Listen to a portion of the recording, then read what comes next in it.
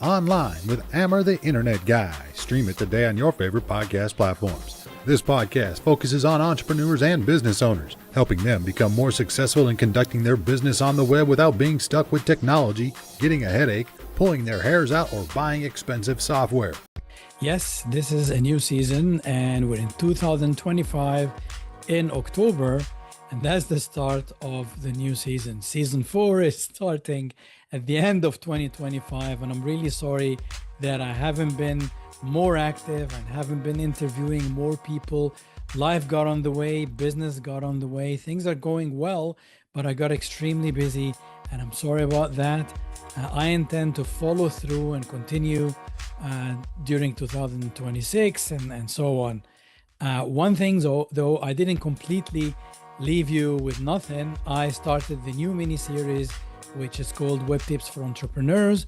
And the aim of the new series, the mini-series, is to help startup business owners, enable them to build their own websites using WordPress, using good themes, using good practices on their own. So for those who are not going to hire a web designer for one reason or another, and they want to go and build it solo, if you watch my mini-series videos, Web Tips for Entrepreneurs, it will actually prevent you from doing any common mistakes, and it will speed up your build. So good luck with that. I'm also planning a full-on course for startups and small business owners starting who still don't want to hire a web designer.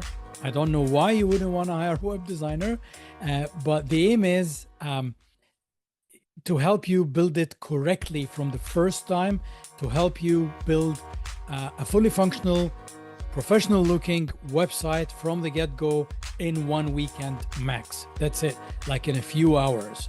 I'm working on this course now, expected to launch in sometime in 2026, maybe around spring, March-ish, let's see. So enough with that, and let's come back to Online with Amber the Internet Guy. And today we have a very special guest who's doing something really, really interesting, something that I haven't seen before. For the first time, I'm interviewing somebody from this type of industry, and I don't want to burn it for you. I want you to come in and watch. So let's welcome our special guest right now. Hello everyone, and welcome to Online with the Internet Guy. I have a special guest today. Hi Azgari. Hi. And I learned that, okay, you'll see her name has a G, but it's not pronounced. It's like French. Azgari. How are you doing? Good. How are you? Thank you so much for having me today. Glad to have Texas on board. So the first thing I would like you to tell people, I gave it away. I said Texas already. I usually ask my guests to say, where are you right now? And like, it doesn't matter. It doesn't have to be where you're from, but where are you recording from? And like a quick thing to what do you do? I am currently located in Austin, Texas, but our company is nationwide, and we help individuals who are high net worth, who want to have a cash flowing business, either as a absentee owner or as an investment. So that is our normal bread and butter. Individuals who want to have a service-based small business as part of their portfolio. Okay, there's something that scares me there. What's on high? You said what? High net worth? So individuals who have, let's say, six-figure jobs, right? Okay. They're earning six figures at their job. So what? but Lawyer, dentist, who else? Anyone in tech. I mean, lots of people in tech make over six figures. Oh yeah, the techies, of course. Yes. Oh, wait, I don't want people to look at the techies as rich people. Now you're gonna out all of us. So anyone who's making, I don't know what, 250,000 and more a year, or is it more than that? Nope. I mean, anyone who's 100. making 100. Yeah. 100K.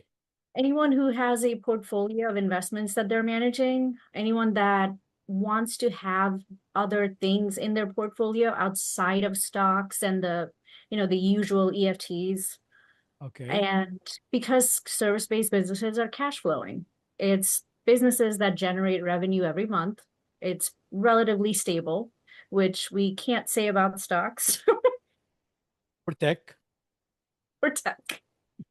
Okay. And you said absentee. What's an absentee business owner? Absentee business owner is, it's their business, right? On paper, they own it, but we as the operational partner run the business for them. So we not only launch the business, but we operate for them Okay. so that they can keep their 9 to 5 job. They can not have to invest the full 40, 60 hours that a business owner would have to invest. So you're kind of like Shark Tank, but only you are the person operating and they are the We're, shark. Like kind of. we're, I guess we're more like a fractional team, right? A Yeah. fractional operational team. Okay.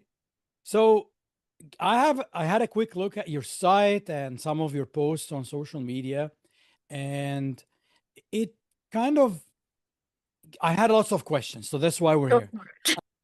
But the thing that jumped to mind, I follow a person on YouTube. You probably know her, Cody Sanchez, I was, and yeah, she says she always says she refers to these types of businesses as boring businesses, but she always says that this is where the money is. So is that what it is? Is it yes, it is absolutely 1,000% true. That is where the money is. About 55% of US economy is based on service-based businesses as part of small business. okay? So Do you want me to you give you would examples of what a service business is so that we'll it's, get to that, but like I'm saying, you yeah, would because like for example, with the person with my background, I'm a techie, right? So it's always the shiny object and the next shiny object, and when people do invest in tech, sometimes you hit it. Like if you're lucky, you can like if I got to Bitcoin when someone offered it to me at $1, guess where I would be now? But I said no. If I can't touch it, I'm not, I'm still a techie, but I'm not into virtual stuff. I'm not into NFTs and like it's not because I don't understand it. It's because I felt like it's not for me. It's kind of, exactly. I like the black and white sort of thing. Like it's either work or it doesn't, kind of a science. I don't Yeah. like things that are based on opinions or that are based on inflated demand, like a bubble that will burst. And I feel that physical business is immune to all this. You're quite accurate. I mean, no one's going to stop getting their house cleaned. Yeah. Hopefully. Oh God. Yeah. Yeah. Try to Hopefully. convince the kids No one's gonna, if they have a home, right, they're not gonna stop getting their lawn mowed. or the Um, gutters cleaned or right, pressure exactly. washing. So yeah, let's get into some examples. We've got into examples that are related to homes. What do you think is, let's make it a bit unusual. Some brick and mortar business that Mhm. is really good in cash flow that either nobody knows about or not many know about or is not sexy so people don't get into it. What do you think? Well, if you want something that's really not sexy, I would say biohazard cleanup, great Okay. money, but You have to wear the whole thing? Like, oh, well, for some of the jobs, yes, you absolutely should because you're dealing with yeah. bloodborne pathogens. Oh God. Yeah, Okay. But that's a good cash flow. very good because a lot of times, I would say 80% of the time, insurance will cover it as well. Okay. And they don't have to operate it themselves. So you're saying that you come in as a partner, literally you So are a partner in, you become a partner in the business and you can run it for the person and split the income. That's how no, it so works? Okay. we don't do that. We come up with a business that's going to do well for that individual based on their skill sets, their existing contacts, where they're located, what type of competition is there for different things. Then we pick a model, right? We pick the Okay. business with Oh, that. okay. But And if they then, wanted absentee, how would that work? Not so necessarily the biohazard one, but like in general. yeah, so we would set up the entire team, right? The sales operations, the administration side, the technical technicians that are going to do the job fulfillment. We set everything up and operate remotely so that the business owner doesn't have to. Okay. Okay. So So it's true sense of fractional operational team. I want to make a difference between two things because I can see on your website that you also teach the stuff. We do, yeah. So Because let's not have, everybody can yeah, afford our price tag for a full absentee owner. okay. So you kind of, let's say well, lawyers are too busy to have another business. Let's say I'm a high net worth government employee. I don't know, some director in some department that Trump is going to close soon. Very real problem, yes. And then you have a bit of money on the side, and you don't know when you may or may not be losing your job, or maybe you're retiring soon, and you want to have a business because many people think, okay, I don't want to retire. I'm not going to sit on the beach sipping margaritas. I want like to run a business, but I have no idea about business. So I find your website and I come to you. How would you know which track, which, like, I know, I mean, I assume, and I saw that on your website, you'll have a discovery call and everything, but like in general, there are two tracks. I can either learn business or I can team up with you and we can attack this together. Is that kind of, did I say it right? Yeah, in hindsight, sure. It's if you simplify it, sure, there's two tracks. One track is where it's more DIY, where you're doing it, but we're telling you what to do, and we're checking in every week, every day to make sure you stay on track. The other track is for people who are really busy, right? They already maybe have other businesses Yeah, or other interest, and they don't have the time bandwidth to run another business. Or if they have their 9 to 5 job, right? okay. So the part where they hire us to operate the business, that's more attractive for that demographic. But then, it could be someone where they had a great job, now they're laid off. Yeah, They want something else that they can run and operate themselves. Then the DIY track, or the track where we just launch the business and then train them as a business owner on how to continue running. perfect. So it's kind of a combination of both. Here's Correct. some stuff that you learn you have to do on your own. Here's some stuff that will do for you to make your life easier as a startup, like the things that maybe people don't like, which Or is a know little, about, right? yeah, If you come yeah. from the corporate world and you're used to having millions and billions of dollars to run a Oh corporation, my God. Now you have to very bootstrap it. different. Yeah. Very different. Well, you're not bootstrapping because every business we launch, and that's also why we focus on, individuals with service-based business interests, is because we're able to get small business administration loans for them. Oh, okay. Okay. Yeah. I was going to ask you what is SBA. Now you said it. Yeah. So So these we are help them. kind of like state loans, is it? Like kind of like we have provincial loans here for Yes, small businesses. correct.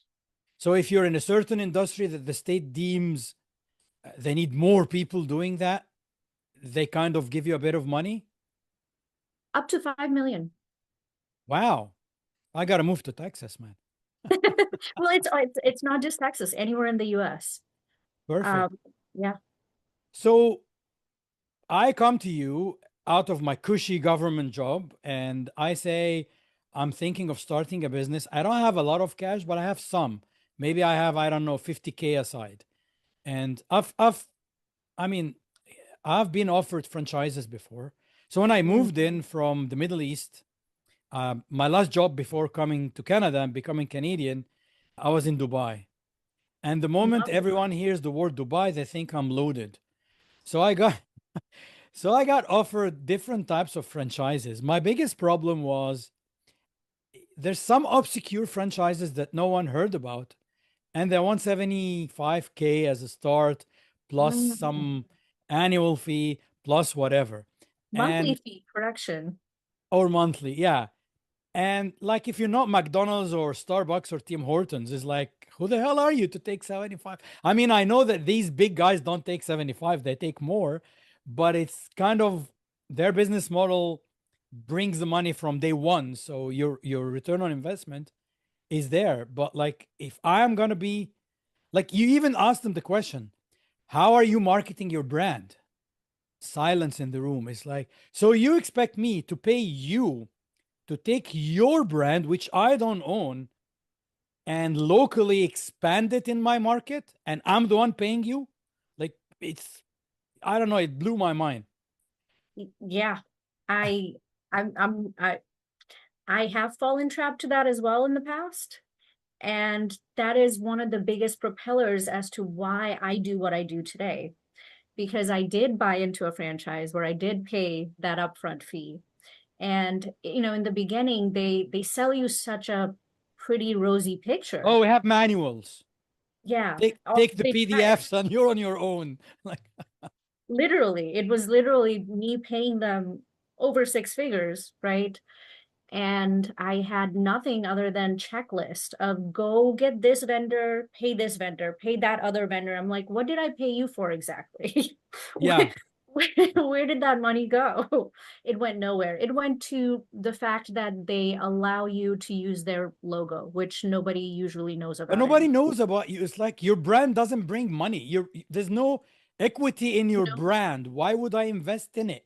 It's basically I'm investing in your holiday or something. Like, yeah, it gets people who are risk averse, right? And yeah, they think because they've never done it that, oh, I'm buying into a business in a box system. No, yes, you're yes. getting a job because now you work for this corporation that constantly gives you permission or not gives you permission. Yeah, yeah, yeah. That actually that's a very good way to put it. You became like a high level employee for that big corporation rather than a business owner. I could explain it in a more crass way, but it'll make sense. It's like strippers, where strippers pay the house Okay. to dance there. It's kind Okay. of like, or nail techs, where the nail tech pays the nail Yeah, salon let's keep it nail to tech. work Okay. there. Stripper nail techs? No, okay, sorry. You No, get yeah, it's what yeah, you when just you paid the I'm kidding, I'm franchise. kidding. I know, yeah. It's like you're buying a physical location, you're renting a piece in a physical location to do your business in it, no matter what the business is. Yeah. So whether it's the strippers or the or the hair salons, nail salons, where you have some professionals coming, they rent like they call it a chair, like you rent a Yes. chair in a saloon. But the idea is like it has to already have the traffic, so you have to have the foot traffic. Like if you rent it in an obscure place, you'd rather just get your own shop then. Like, what's the point of, Exactly. you know? But if they have like a location in a mall, and the mall has, I don't know, 20,000 visitors a day, and the saloon gets at least like 1,000 visits a day, or even 500, and you rent a chair there, you kind of guaranteed that all your 6 or 7 hours spent there will be productive and you'll make the money. Right. I guess that's actually better than franchises. So that was actually a horrible analogy on my end. So it seems Because anything is that, better. Okay, I'm not going to say anything is better than franchises, but it like if you take the biggest franchises, they're a different case, but the other different franchises case. are not like that at all. So like, No. they're not the McDonald's of the world. So it's not, Perfect. you're going to end up with a company that is probably known in its state and local city, but not known outside of that geographical location. And it's on you to spend so much money on marketing unless they are either marketing themselves or giving you, like, paying you back for whatever you spend. Or I mean, there's a shared model, but it's still a lot of money. So what ends up happening if you think about it, for example, let's go back to the same thing we talked about, right? Lawn care. I'm pretty sure when you hired your lawn care guy, you didn't look at his logo, right? You looked Oh, at the price he gave you. Maybe your neighbor is already using him. yes, referrals. Yes. Exactly. You don't care about his logo. He's cutting your lawn, for God's sake. Like, as long as he seems like a good man, gonna Yeah. come do the job on time, gave you a good price, your neighbors are using him, so you feel, there's trust build up. That's it. So why pay a franchise $75,000 to do that when To you give can you a just go do PDF it? about mowing the lawn. Yeah, yeah, And nowadays, the PDF would probably be AI generated too. So yeah. But people don't realize that, including myself, until you pay that money and then you're like, oh my God, where did it go? So this is okay. We're doing the podcast backwards, but because I would usually ask someone, "What made you do what you do?" There So you what's go. the story? Let's say the story. Like what? Why are you doing this now? So I'm a squirrel brain entrepreneur. I started at 16 and I haven't stopped. So I did have to go and try the franchise route to see if it's what it's all, you know, Okay, we're not gonna say the name, but at least give us an idea. What was it about? it was in the home service construction space. Okay. But I have my other construction companies as well, unrelated to the franchise. So what made you interested in construction to start with? The ROI made sense for me, and there was a high demand for that specific sector in the Austin market. And my focus is primarily commercial and government work anyways.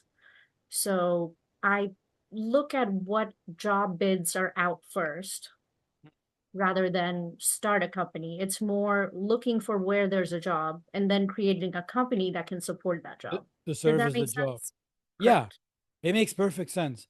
The only caveat of this is like you need to know that similar jobs would keep coming. Like it has to be a sector that's expanding, right? Yep. And yeah, so I did a 10-year trajectory. And I do the same 10-year trajectory with any business I launch, unless the client is very explicit that they want to build a business for exit in 3 years, 5 years, 7 years. What's the most boring business you dealt with? The most boring business, septic tank management. Okay. So you need a annual maintenance package, right? But it's kind of running. You never, once you have a guy that you're These working are with, the things that they place like for, I don't know, construction workers to go to the toilet or this um, is what we're talking about? This is the septic tank? yes, so septic tanks that go under the homes, Oh, okay. Sorry, the one that's buried. Okay, okay. those need maintenance. Yeah, you gotta like pull out this like the big cars with the big hose. Yeah, stuff that no one wants to talk about, don't want to know they exist. You have a company, you don't even know you have the company because you hired them 3 years ago. Yeah, that come and empty your septic tank. That's good money in this actually. Very good money. Mhm. Yeah. And what's something that someone came to you and when they started the business, they got really excited. Like it's kind of like, oh, I didn't know that it was gonna be so much enjoyment. So I had a client who came about a year before he was ready to retire. And he's always had a managerial position his entire career. So never actually, he's managed teams, but never actually ran a small business. So he was pretty scared. He's in his 60s Yeah. now, starting Starting fresh. business Yeah. ownership. Yeah. But after doing the analysis in his city, it made sense for him to do a deck building company, backyard deck. And Tech at building this, company. Okay. yes, like backyard Yeah, yeah. patios, The kitchens. patios and yeah. Yeah. So like outdoor kitchen. Even though he was never in construction his whole life. Well, the reason I went with that is from our conversations during onboarding of how much he himself enjoys carpentry as a hobby.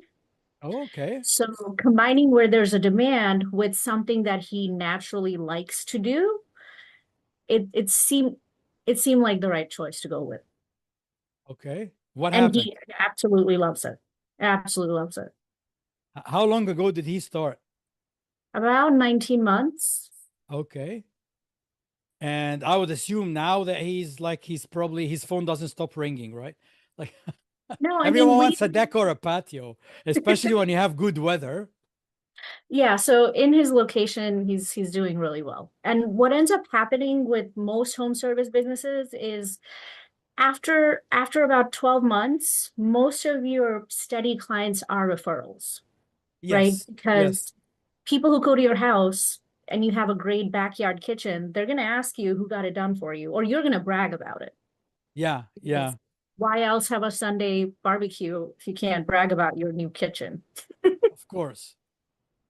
Yeah, this is exciting. It's interesting. So you would talk to like, I mean, you, of course you do, but like just for the listeners, because they cannot see us, for people who are just listening and not watching it on YouTube, you'd have a conversation with the person who wants to have the business first to figure out if you can work together, if it's a good fit. Because sometimes, like, for one reason or another, you cannot work together. And the second thing is for you to gauge the natural interest to see which type. I mean, how many types of small businesses, like real cash flow brick and mortar businesses, are there? Hundreds. Well, think of it another way. For example, something as simple as cleaning, right? Biohazard cleaning is cleaning. So you Yeah. may consider cleaning as one type of business, but I can tell you 20 different verticals within cleaning. Yeah. Does that make sense? And you don't have to do all of them. You can just specialize in one. I would recommend you only do one, but yes. Yeah. To be known for, like, as the expert in this area for this specific, I don't know, And the outside training pressure is wash or whatever. the training is different, the material is different. So you do want to specialize in one thing. Nice. So yeah, so you've gone from the construction business yourself. I still have my companies. Okay. Yeah, you don't strike me as a construction woman anyway. Well, when you're a business owner, you're not out there putting up drywall. I know. Right? But you definitely have a hard hat, don't you? I do have. So you've gone from this to helping people construct a business, not in the physical way, but well, I mean it is, but like not in building the building that will house the business, but it's actually building the actual business. At what point did you feel like this is like, I'm interested to know, let's say you have your construction company, you're bidding on contracts, as you said, like kind of government contracts and so on. And all of a sudden something happens and you decide to do something different. What happened? Are you saying I had something that happened that I did something different? Is that the Yeah, it question? doesn't have to be something bad, but where did the idea come from? So it was more of a natural progression, to be honest. It wasn't like I guess if you were to say an event, I would say it is the investment I made in a franchise that was very eye-opening for me, where wow, I've done this myself, made things very successful, launching by myself from scratch. But I wanted to see if my Indo franchise can propel that process, which it cannot. Not only can it not propel, it actually holds you back and it pushes your ROI back. And I hated how, I mean, I don't know if you've ever looked at an FDD, franchise disclosure agreement, No. but that's stricter than a massy prenup. It's a very sad process. And going through it, it was more like, when something really bad happens to you, you're like, God, I want to make sure it doesn't happen to other people. Yeah. As cheesy as it sounds. So that was a big propeller. But even long before that, I've always, I started at 16. And I've always had friends, family, people who lean on me when they have an idea to start a business. And from there, I've had unofficially clients per se. And then those friends go out and get their neighbors who also want to start a business. So I've unofficially been doing organically. this. Right, exactly. But recently I've decided to turn this into, an official separate entity of its own. So I'm struggling to find the name for it. Is it coaching? Is it like what? How would you describe it? It's business acquisition. No, it's business acquisition. I hate the word coaching, even though we do have programs for coaching. It's more of a done for you service, right? We're not just talking to you about it or coaching you or training you. We're actually building and executing. We're operating. Okay. Like, I'm not going to call you if you're my client and tell you to go tell your staff this and that. I am calling your staff and having them do XYZ. My team is working to do the due diligence, do the registration, whatever needs to be done for that business. So let's say, okay, here's an example. Let's go back to the example of the gentleman who did the decks. I'm pretty sure that the biggest problem with anything that has to do with the deck is to go to the city and get a permit. So if he Depends on hasn't the, done that before, like, yeah. So were you telling him where to go to get this done, or you're like kind of sending a team member to go with him, or like how does it work? so anything to do with compliance, licensure, we do anything that's remote, right? The application process, the online registration process, we handle all of that.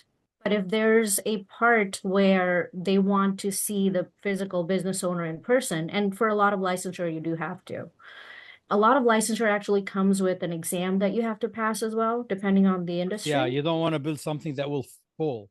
Yeah. So that we can't do, right? We Yeah. can help you study for it, which we do, and train you and Yeah, but quiz you'll you. have, yeah, of course, you'll have the curriculum and I don't know, a bank of practice exams and stuff like that. Yeah. Right. So Questions. whatever you need to prepare you to do the part that we just can't do, which is you passing the exam and getting the license, or having one of your staff go and do that.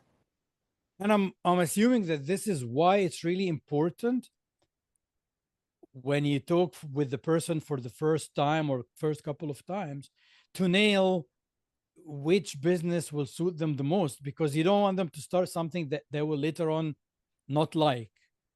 Yeah, if someone hates babies, getting them started with the daycare is usually not a good idea. Yeah. If somebody has kids already, it's like probably they don't want to deal with kids again. Other No, people's I'm kidding. kids. I'm kidding. They're upstairs. I don't know if they can hear me. I mean, I call them kids. They're 21 and 18. They're not really kids, but like Yeah, not anymore. there's a man and a woman, a young man and a young woman. They live in your house for free, probably.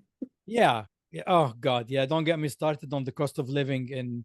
I think America is the same, but Canada is getting worse. Our dollar gets weaker. We're shipping more jobs and more money to the United States, which means we should be shipping Canadians to the United States too. Ship your children over. My daughter is American. She's a Californian. Okay. Yeah, we did some time in California. Did some time, California. Yeah, so it's so interesting for me. It's like many people don't go into brick and mortar business anymore. I mean, it's I'm the online guy, and like it's even in my name, the internet guy.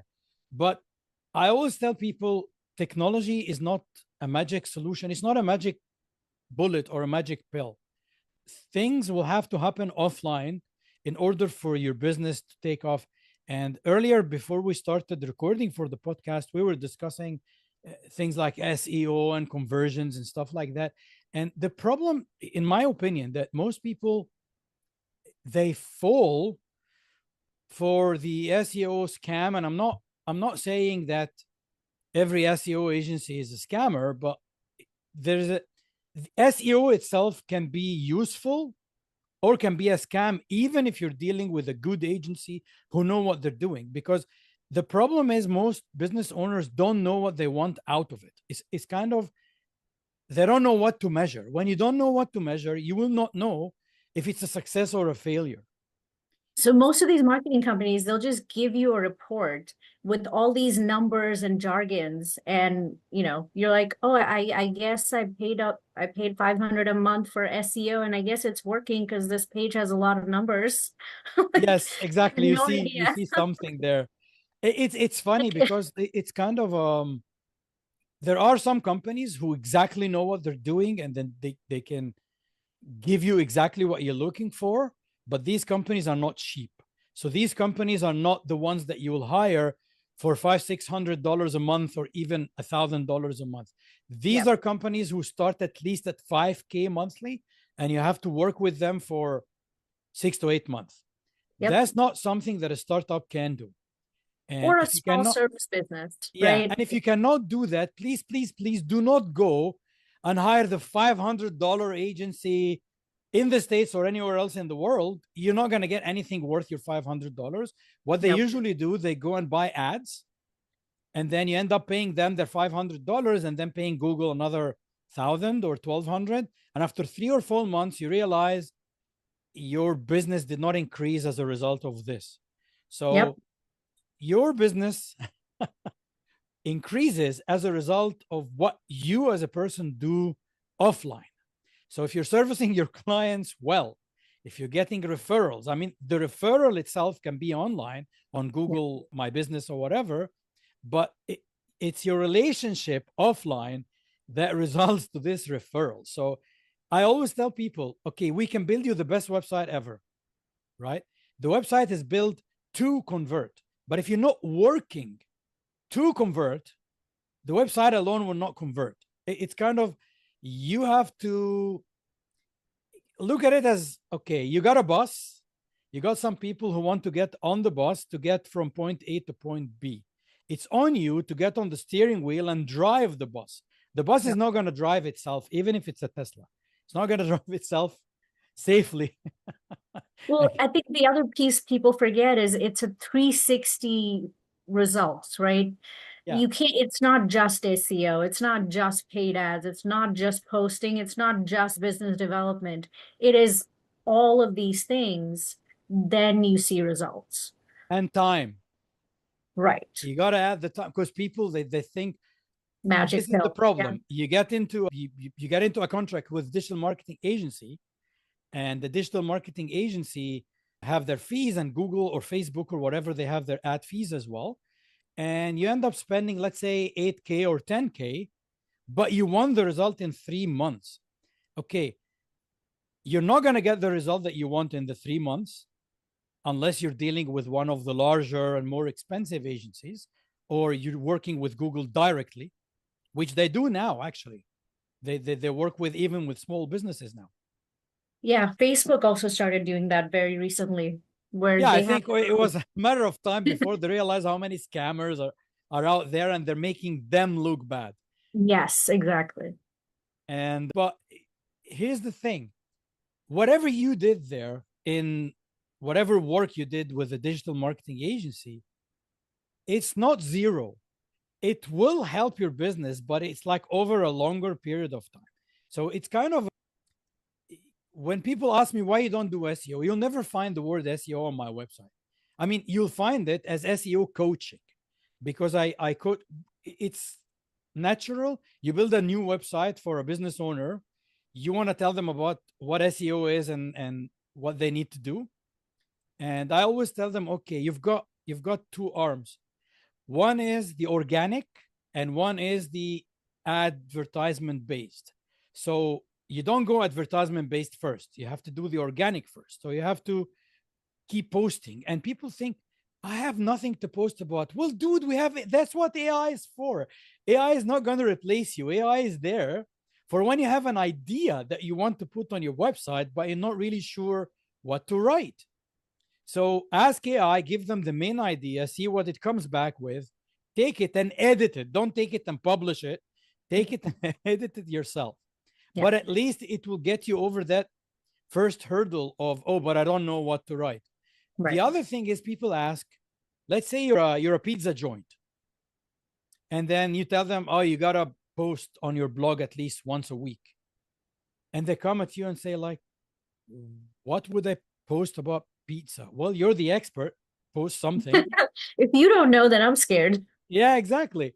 And then you can talk about flavors. You can even talk about funny stuff, about how people don't like the Hawaiian because it has pineapple. Yeah, ananas on it, like pineapple, or why pineapple and whatever. Why this sauce is better than that sauce? Why thin crust, thick crust? It's like I could think of 100 different things to write about pizza, and I'm not a pizza expert. Yep. Right? And then, oh, but would people read it? Some would. You would be surprised. Some would. We have a pizza restaurant nearby, and they ended up, it's a Napolitana. So it's an Italian family. They came from Italy. They ended up shipping the oven from Italy because they couldn't build it here. They couldn't find it here. So they had this story on their website. Yeah. For me, it's fascinating. It is fascinating. This explains that, in my opinion, their pizza tastes so different than any other place. It's probably the oven. I mean, their expertise and the oven, but like, so how many people know about the oven? That you'll be surprised. Probably so many already saw that, right? It is important. And once you do this organically, Google now sees that your website is not stale anymore. It's not something that's like has been there exactly as is forever. So it will come more often because it knows that there are updates here, and the more you get these updates, and I tell people, don't worry about like all the jargon, keyword research and ranking, and like, don't, you know what happens? People get scam emails from all over the place telling them your website is not ranking. And it's like, okay, what does that even mean? It's meaningless. What does it mean? Your website is not ranking. Is not ranking in what? What is the keyword? What are you talking about? Like, but automatically they get scared. Like I get like past clients and sometimes even existing clients sending me emails like forwarding, and it makes me laugh because they go to panic mode right away. My website is not ranking. It's like, Do you know what ranking is, bro? exactly, what is ranking? Like, it's kind of like if you're selling shoes and someone is telling you your website is not ranking. Yeah, you're not beating Nike. That's what they're saying. And you can beat Nike if you have deep pockets, but like Ooh, that's at this point, I'd say that's serious deep pockets. yeah, serious deep pockets, but like, yeah. So you should be ranking for like something, some service in your local community that you're known as the expert for. And then that email that you receive has nothing to do with this. It's not like, and it's funny, at some point, all the boring businesses will end up having kind of 100% of their business on referral. It's like at some point, even your website would not matter. Your website matters when people want to research you. That's it.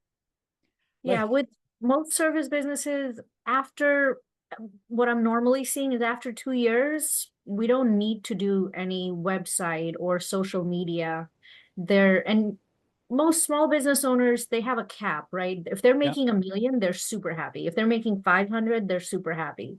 And once they hit their number, they're not looking to grow. As long as they can keep their existing clients happy, they're exactly. doing great. My business is now, I used to say 90% referral. It's 100% referral. Yes, sometimes I get the odd email from someone filling the form on my website. And yes, every 2 or 3 years, I go refresh the look and feel of the website. And every week, I have to make sure that the back end of my website is optimized, it's running smoothly. My forms are sending those emails. Those emails are not ending up in the spam folders or anywhere. So yeah, I do my homework. It's basically like your car maintenance, changing the oil, making sure your tires they have the enough psi air in them and whatever, right? Yeah. But this is something, it doesn't take a long time. When you do this for your website, it doesn't, it's kind of an hour a week sort of thing. And you're not I mean, sorry guys, I'm gonna have to use this word, but you're not a social media bitch. You're not kind of like bang, bang, bang, bang. I'm on Instagram all day. I put everything that I eat, I put everything that I wear. I'm like, this is surely a recipe for burnout. This is not a recipe to grow a business. So Or like just having a life, right? Anybody who goes out with yeah. you, they're like, are you gonna just take pictures now? Oh my God, I hate it. You Can I go eat out, a my group of food, friends, please? they're not talking to each other. They're like, or maybe they're talking to each other, but on Snapchat or Instagram rather than physically talking to each other. Yeah. I mean, if I want to see my kids, I go disconnect the router. 2 minutes, they're all down. Dad, what happened? Yeah. So, I mean, it's funny coming from the internet person who's telling people focus more offline. But it's kind of life happens offline. Life doesn't happen online. Even if you're a millennial or Gen Z, well, I guess Gen Z is the generation that called it boring businesses, but there's money in it. There's money to be made. You It said used 50 to be states. considered, yeah. Okay. So how different in general they are? Like I'm assuming that, I mean, we only have 10 provinces and 3 territories. I could be wrong. Is it 13? Yeah, I think it's 10 and 3, or yeah, it's 10 provinces. Okay, I'm a new Canadian. Okay, guys. No, yeah, I know it's 13. I just can't remember. I remember 2 territories. I forgot the third one, but it doesn't matter. But with something as vast as the United States, with 50 states, and each one of them, they have their own laws and regulations. And I'm assuming that each state would have some kind of a focus on types of businesses that they want more of, and some businesses that they kind of don't really encourage. Am I right in this, in making this assumption? When it comes to service-based businesses, there's demand for those in every state. It just comes down to if there's too much competition in a particular niche in a city or state, I'm not going to pursue it. But that doesn't Yeah. necessarily mean from a state standpoint that there isn't an encouragement or discouragement. Not Okay. in service It's not based, the government. right, exactly. Okay. Oh, you guys are lucky. Our government probably wants to know what we ate today. Wow. Oh, if you look at the bills in the parliament, but that's another conversation for another time. They all look like they're surveillance stuff, must as protecting this and protecting that. But anyway, I don't want to get too political. Some people would hate me. But again, it's like I am not a political animal. I follow just enough to know what's happening around me. But for Right. me as a person, I'm very pragmatic. Mhm. I get behind what works. So it doesn't matter which party presented it. If you have a policy that works, I'm behind it 100%. If you have a policy that doesn't work, regardless of what is the idea behind it, what's the ideology that's carrying it, I'm not going to get behind it because it doesn't work. So if I see a bill that will require an internet service provider to be ordered by the government to stop somebody's internet, I don't know, guys, that's pretty draconian to me. Call it, we're doing this for protecting kids, or we're doing this for whatever. And dude, like, you're not, kids are gonna go to Starbucks and get connected there. It doesn't matter. You're not like, there's no way any government in any place in the world is gonna stop a person from accessing a piece of information that they're hell-bent on accessing, no matter what you do. So it's kind of a, it makes no sense to me. Anyway, Right. it's the same thing like we talk about security of your website. We can only do so much. There's no website in the world that's 100% secure, like all the Not time. even the FBI. Yeah, exactly. Not even the FBI. Yeah. They get hacked. So what is Sorry, your Mr. website? Patel. Sorry. But it's we make it so difficult for the average hacker, for the average person with malicious intent to just go try elsewhere. Like if it's gonna take them so much time. I mean, many people who do bad stuff, they do bad stuff because they're lazy. They can't be bothered to do the good stuff. So if you make it harder for them, they're gonna go and invest their time elsewhere. That's what it is. And that's another thing that I do tell business owners, and I'm sure you do as well. You talk to them about having a website. I talk to them about making sure that website is secure, safe, secure, the updates are done on time, or you're using one of the platforms that do their own updates for you, which I would suggest not to use. So here's the thing, you know how we're discussing franchises? Yeah. So when you go to Wix, Squarespace, Shopify, the likes of these networks, these are software companies. So you're actually renting a space on their platform. So their platform is their software, is their code, it's proprietary. It's great when you're starting up because it's easy. Everything is drag and drop, it's visual. You build your website in like a few hours. If you're not fussy, you'll be ready in a day. Right. If you don't want to change this part and change that part and get like over fixated on font size and which background is better than which background. If you just have content, some text and some images, and you throw them on a page that looks good, and you choose the templates that they already have, you're done, right? The good thing about it is that they take care of security, maintenance, and everything for you. So you don't have to worry about this. And it's a very, very low barrier to entry. And you just pay a monthly or an annual fee and you're done. The bad news is, as you grow, you'll definitely need to add stuff to your website. So you need to add some new functionality. You need to add a different form. You need to add a form that does something different from the form they have. And then you soon realize that if they didn't build that in their software, you cannot do anything. You cannot expand whatever you want to expand on your website. So now you decide, you know what? I'm going to get out. I'm going to build my own website. So I'm going to go buy hosting and use WordPress. And then soon you realize that after 2 years of business, you cannot take anything out of these platforms. There's no export function. And the only export you have is the export of your text and images, which you already had to start with, but you cannot export your posts. You cannot export your pages. You cannot export the design that you spent the 2 years perfecting. So that's why I would tell people it's like an Airbnb. You go to an Airbnb, it's like it is. You use it like it is. Right. You can't change the furniture. You can't get your own electrical connection, internet connection. If the internet connection sucks, you're going to have to live with it. Yeah. Right. So that's why I tell them, okay, if WordPress is scaring you, there's ways to do it right from the beginning so that it doesn't become scary. And there are people like me, like others, who can take care of the scary technical part so that you can throw your text and images on a template like you want it to do. But you own everything. That's the difference. You don't like your hosting? Guess what? Buy another hosting for $10.99 a month. Move it in a couple of hours. You're done. You know, you're whatever. You have a problem with your designer.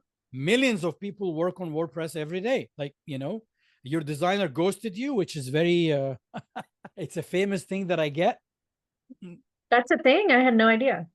Some web designers actually either get out of the business, like they burn out, they decide it's not for them anymore. So this is a good segue. Have you had someone starting a service-based business and then realizing after a period of time that either they don't like that specific industry or they don't want to be a business owner to start with? So I get clients who have already done that, where, you know, for example, I have 2 new clients in the last 2 weeks who they already have 3 other businesses, 3 and 2 other businesses. And they want to do this because they want to get out of those. They don't want to do it anymore. The difference when you work with us is when people do things on their own, they're by themselves, right? Like you have to drive yourself to do everything.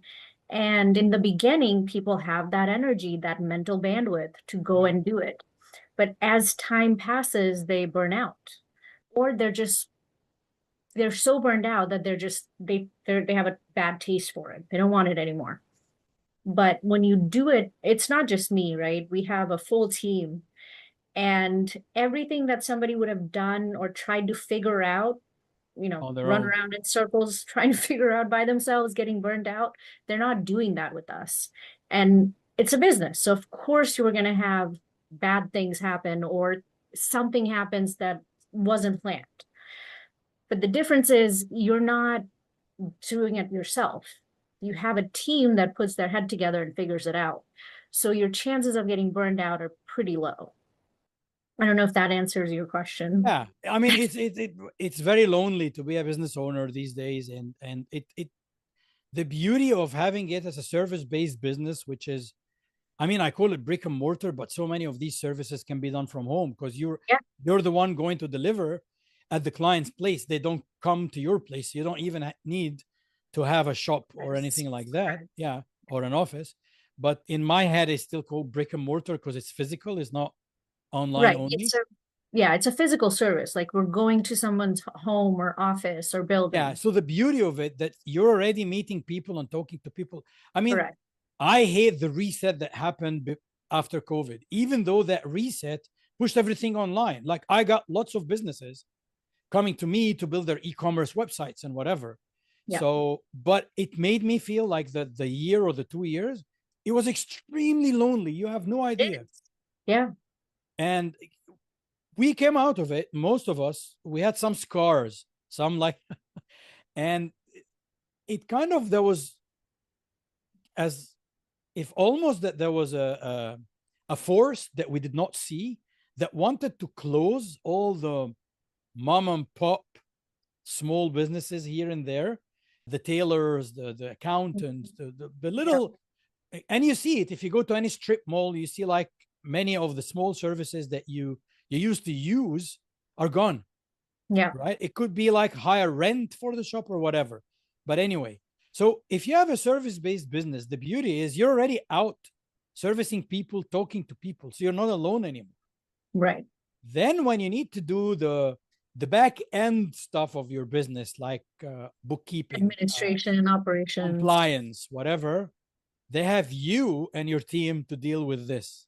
Yeah. But even with the sales process, we're heavily involved with the sales process, right?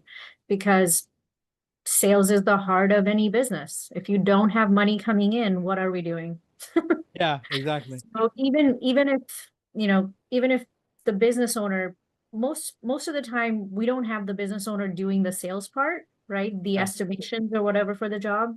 There is a staff that we're training, but we do have some instances where, they don't want to hire a staff and they want to be the ones going to the clients, at which point we have to do a lot of training. So even though they're going to the client themselves, we're probably on the phone with them in the car, what to say and especially what not to say. Don't scare the people. Sales is And not a they natural hire, what happens? Okay, do you, because I worked in an I managed an outsourcing call center back in the day in 2006. How long ago was that? I'm not going to say. I'm young, guys. I'm young. And one of the things that we had, so we used to hire the staff, train them for the client. So we have, let's say we have a bank, and the bank, they want like 15 customer service agents. So what we did, we took their curriculum, their training curriculum for customer service. We hired the people. While we're interviewing them, we'd also get the client's approval, like on their profiles, bios, whatever, so that they know that we're on the right track. Once we hire them, we train them. We do the customer service training, like our own, and then we train them on the bank's systems and whatever they will be using, and the bank's policy, customer service, like policies and procedures. And then they go and sit actually at the bank. So the bank pays me, I pay the staff. It's kind of a, it goes in circle. So in the beginning, when I first joined that company, they had no clause for poaching. So what happens after a year, these people get really good in the job and the bank wants to hire them to become the bank staff directly. And then we end up hiring new people. The problem is there's a gap in the service because, if you you're shooting yourself in the foot because you hire the staff that I have helping you, but you still need help. So now we need to get juniors. And then the service would go down a little bit until it picks up again. And then, so I ended up putting like a no poaching clause, like, okay, because there's no point. Like, you're going to tell me, why did the service go down? Well, the service went down because you took the staff that were experienced and now we replaced them. Like, yes, you took them in the bank. They're helping you somewhere else. But in this specific job, what you train them for. Yeah, the service goes down until the new staff. So how does it work? Do people end up hiring your team members to be like full-time with them? I think, well, there's also I think what you're not understanding is it's your business. For example, let's say you come to me as to be a client. It is 100% your business. You pay us to launch the business and operate it for a year at a time. Okay. Right? So the staff that were hired, yours anyway. No, they're yours as the business. No, I mean yours, not yours, correct. Azgari, yours as in the client. Owner. Like, yeah, the business. So correct. The person working on your business is not working on any other business. It's just working on your business. So he's or she's. It's your staff. They're your staff. Okay. So it's not like the outsourcing model when you have, I don't know, a call center agent answering calls for 2-3 different companies. It's just dedicated to one company, one business. I mean, depends on the role. We do have virtual administrative staff and virtual assistants that we hire sometimes for business owners. But if it's an estimator or a salesperson, then it's full-time for the Because of the client. technical ability. Yeah. Yeah. But if it's somebody who's going to enter some data in a system, they can do this for 5 companies. It doesn't matter. Right. So different parts of the business we will parcel out, but we try I to like that. maximize using as much software as possible, right? So that you are hiring the least amount of human staff. Yeah. Yeah. You only hire what you need, like the for the things that only a human can do, and for the things that have touch points with your customers, because like, you know, Yep. you're a customer facing service business. Yep. Okay, perfect. How would people find you? Azgari.com. Okay, so it's AZG, which is silent, but it's still written, guys. ARI. Correct. Okay. Thank you very much, Azari. I really enjoyed this conversation. Yep, And this was fun.